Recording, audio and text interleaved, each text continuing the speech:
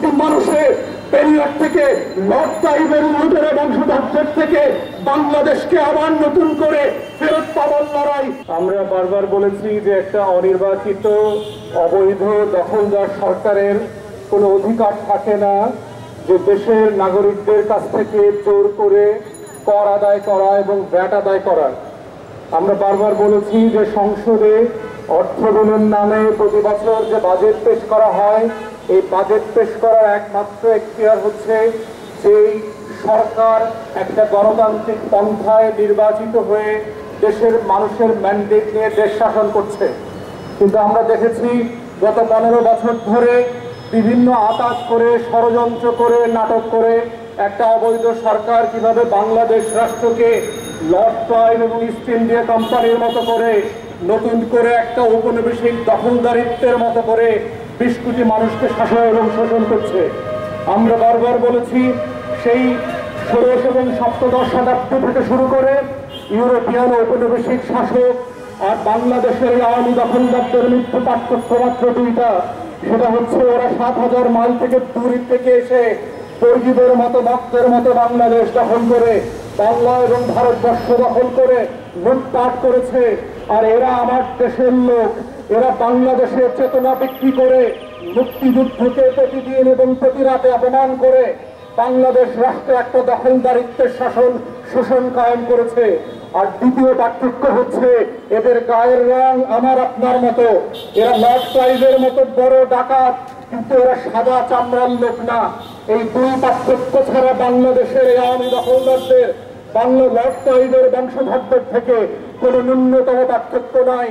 বাংলাদেশের উচ্চ মধ্যবিত্ত এবং ঢাকার শহরের মধ্যবিত্তদেরকে আমরা বলছি, যাদের কারণে বাংলাদেশ রাষ্ট্র স্বাধীন হয় নাই, সেই লুম্পেন্ট মধ্যবিত্তকে বারবার খুশি এবং সন্তুষ্ট করবার জন্য ঋণ এবং ঘাটতি নির্ভর বাজেট করে বাংলাদেশের কর এবং ভ্যাটের টাকার নামে দেশের কোটি কোটি মানুষের 12 বছর ধরে লুটপাট করবার যে মহাপরিকল্পনাই সরকার হাতে নিয়েছে, সেটাই হচ্ছে বাজেট। এই বাজেটে গরিব মানুষের কিছু যায় আসে না। আমার রিক্সাওয়ালা সিএনজি ড্রাইভারের 2 টাকার কোনো লাভ ক্ষতি নাই এই বাজেটে। যেই কৃষক ঘাম ঝরায় ফসল ফলান, সেই কৃষক তার ন্যায্য মূল্য পাচ্ছেন না।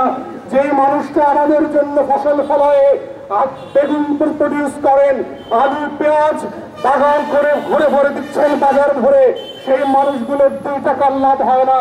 মধ্যবিত্ত এবং নিম্ন মধ্যবিত্ত প্রত্যেক দিন বাজারে গিয়ে যে বিশ্বাস করতে হচ্ছে প্রত্যেক দিনকার প্রয়োজনীয় পণ্যে শত শত শতাংশের যে মূল্যস্ফীতি হয়েছে, সেটা কোনো লাভের কোনো বিষয় আমরা এই বাজেটে দেখতে পাচ্ছি না।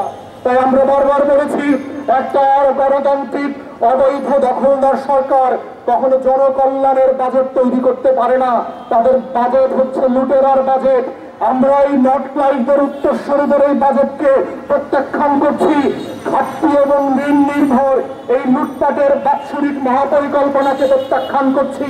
আমরা প্রত্যাখ্যান করছি বাংলাদেশ রাষ্ট্রের 20 কোটি মানুষের কোনো ম্যান্ডেট ছাড়া যেই সরকার গত 15 বছর থেকে এই দেশকে ইস্ট ইন্ডিয়া কোম্পানির মতো দখল করে আছে, তাদের বাজেট দেওয়ার কোনো অধিকার নয়। গরিব মানুষরা যারা, যে 12 কোটি মানুষ ভোট দেয় নাই, সেই ভোটারদের ব্যবসা বাণিজ্য থেকে জোর করে ভীতি দেখায়, মামলা করায়, নতুন করে করে কর এবং ট্যাক্সের ভ্যাটের বসায় টাকা উদ্ধার করবার কোনো অধিকার এই অবৈধ দখলদার সরকারকে দেওয়া হয় নাই। তাই আমরা বারবার বলেছি, এই রাষ্ট্রের কাছে আমাদের কোনো প্রস্তাবনা নাই। একমাত্র প্রস্তাবনা হচ্ছে এই দখলদার যে লর্ড ক্লাইভের বংশধর আছে, আওয়ামী লীগ নামধারী ইস্ট ইন্ডিয়া কোম্পানি থেকে এই বাংলাদেশকে মুক্ত করতে হবে। এই বাংলাদেশের দখলদারিত্ব থেকে দেশকে নতুন করে স্বাধীন করতে হবে। এই দেশকে বাংলাদেশিদের জন্য বানাতে হবে। জেলে মজুর আর কৃষকের বাংলাদেশ আমরা ফেরত পেতে চাই।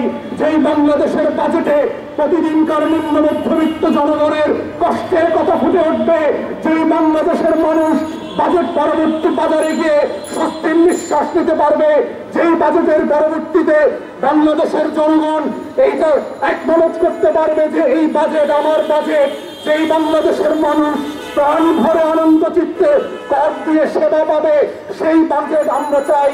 এবং একটা আওয়ামী দখলদারদের কাছ থেকে ইস্ট ইন্ডিয়া কোম্পানির পেনিয়াদের মতো করে লর্ড ক্লাইভের উত্তরসূরিদের কাছ থেকে এরকম দেশমুখী কল্যাণমুখী কোনো বাজেট কখনোই সম্ভব হবে না, এটাই আমরা বলেছি।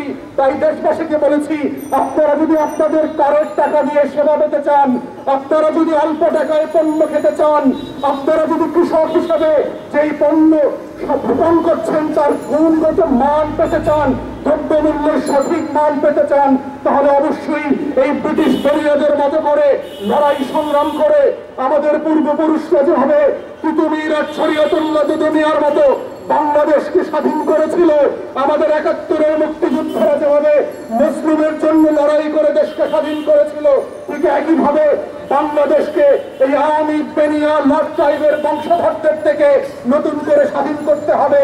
তেমন একটা স্বাধীন বাংলাদেশেই শুধুমাত্র বাংলাদেশের মানুষের জন্য জনকল্যাণমূলক বাজেট দেওয়া সম্ভব, এবং সেই ধরনের সরকারকেই শুধু জনগণ ট্যাক্স দেবে। আদারওয়াইজ অবৈধ অগণতান্ত্রিক অনির্বাচিত কোন সরকারকে কর দেওয়ার কোন বাধ্যবাধকতা সাংবিধানিক ভাবেই বাংলাদেশের মানুষের উপরে পড়ে না। তাই আমরা বলছি, জাতির জনগণকে, ২০ কোটি মানুষকে নিজের মুক্তির লড়াইতে নিজেরা নামেন। আপনার মুক্তির লড়াই এসে কেউ করে দিয়ে যাবে না, আপনার বাজারের পণ্য কেউ কমায় দিয়ে যাবে না দাম। আপনার পণ্যের দাম যদি আপনি ন্যায্যতার ভিত্তিতে পেতে চান, আপনার লড়াই আপনাকে করতে হবে। এই লড়াই শুধু বাজেটের সময়কার লড়াই না, এই লড়াই হচ্ছে গণতন্ত্রের লড়াই, নতুন করে বাংলাদেশকে স্বাধীন করবার লড়াই।